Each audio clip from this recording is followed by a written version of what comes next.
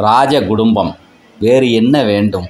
அந்த குடும்பத்திற்கு ஒரு செல்ல குட்டி குழந்தை பிறக்கின்றது. அவனை வளர்த்து நல்ல ஒரு வீரமுள்ள இளவரசனாக ஆக்க வேண்டும் என்று மகாராஜா நினைத்து அரண்மனைக்குள்ளே வைத்தே வளர்க்கிறார். ஒரு நாள் அந்த இளவரசனை நாட்டை சுற்றி பார்த்துவிட்டு வா என்று பல்லக்கில் அனுப்பி வைக்கிறார். நகர்வலம் வருகிறார் அந்த இளவரசன்.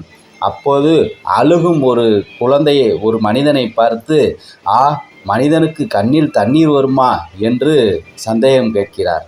அதன் பிறகு ஒரு முதியவரை பார்க்கிறார். என்ன, இவரது தோள்கள் சுருங்கிவிட்டன, குனிந்து கூன் விழுந்து விட்டாரே, இதுதான் மனித பிறவியா என்று பார்க்கிறார். அதன் பிறகு 4 பேர் ஒருவரை தூக்கி சொல்கிறார்கள். அது என்னவென்று கேட்டதற்கு இறந்து விட்டார் என்கிறார்கள்.